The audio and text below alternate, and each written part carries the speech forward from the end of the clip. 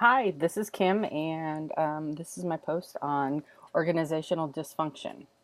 Um, Most of us have been using cases of and examples from where we work on organizational dysfunction. I'll go back a job or two. I worked in a small rural clinic, and as a manager that had been without management for some period of time. There was a lot of speculation and things that were going on as to the status of the clinic, and there were a lot of things that were not brought out into the open. It would have really been nice as a new manager to the area to know that a recent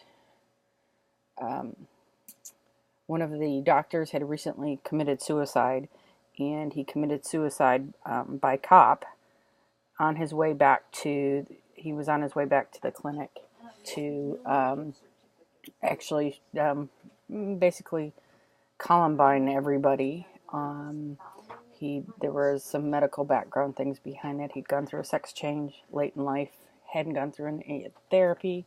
He had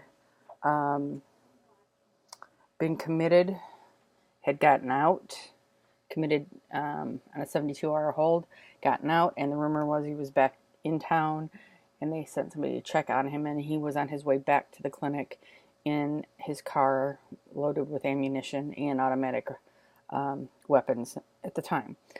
Now, I would have thought that somebody, as I was coming in as a new manager, and my stance as a new manager is kind of sit back and wait and see what happens, because and not make any drastic changes for the first 90 days, because I believe the first 90 days gives you some time to observe, ask questions, and make sure that the staff feels listened to. I really thought it was important that I would have known how traumatized everybody was by the actions of that. And it led to all kinds of organizational dysfunction nobody had dealt with. They probably should have had a crisis team come in, even though they were part of them were mental health professionals. If they'd had a some kind of crisis, people show up and give them, services and, EAP services, and somebody that was outside the organization to help. I think it did a great disservice to myself coming in as a new manager, not to understand why everybody was so needy for leadership, and they were all very thankful for my support because they weren't used to somebody having their back. But that created a whole new level of dysfunction and distrust. And,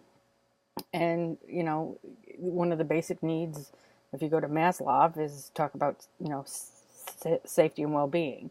And that hadn't been addressed. And it probably took me, I was probably there for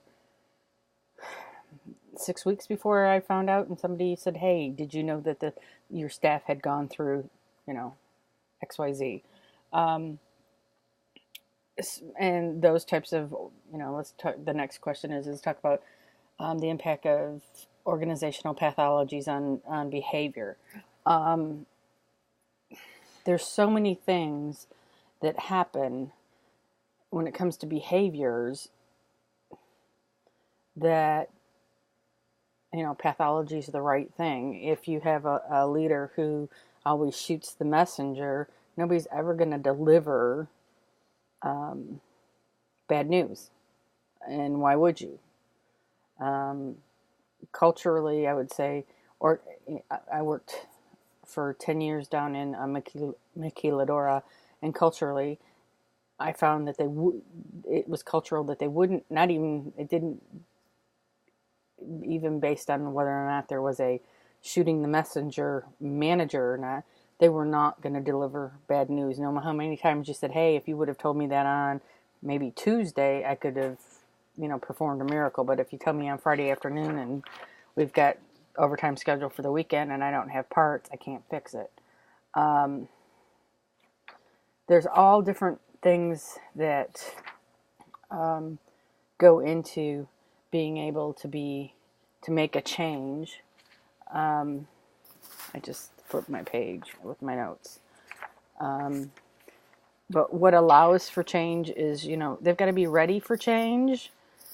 If you're not ready and open to change, it's not going to happen. And I think in some ways, there was one article we read that talked about the Khan article that talked about having the consultants come in. If you continually have consultants come in, think that they're going to make the changes, and there's nothing organic that comes from within. It's really hard to make a change because nobody feels listened to, and you're undermining the power of your current managers. And if you consider, you can train your own talent, and let them make the changes. Or if you have to replace people, you replace people. But continue thing in that particular article with the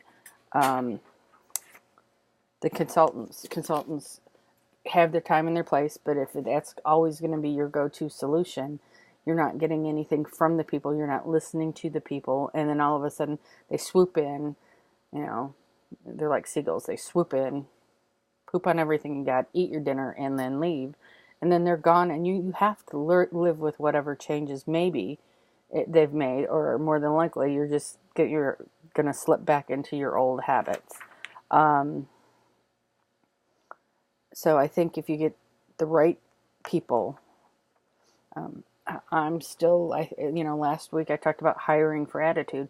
If you hire the right people, you can train them, but you can't take people who have the skills and train them to have the right attitude. It just doesn't work.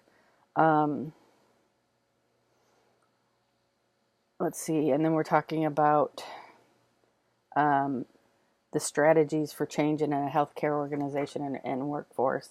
I think a lot of things can be evidence-based to make changes, and nurses respect things that have been tried and tested, and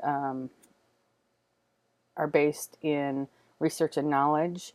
The other thing is I think many people in this profession don't feel listened to. So whether it's from the janitor all the way up to the DON or the CEO, everybody needs to be part of what you're doing, and everybody needs to be listened to. So if your organization is somebody that doesn't value everybody's opinion, it's really hard to get change, because if you somebody's else's post was, because I said so, that's so paternalistic, and when we were kids we didn't like the because I said so, and it doesn't work any better with trained professionals. I think it's really important. One of the things when I did work at the clinic, once I figured out they'd been so traumatized, that helped is they just felt somebody listened. Have a great week.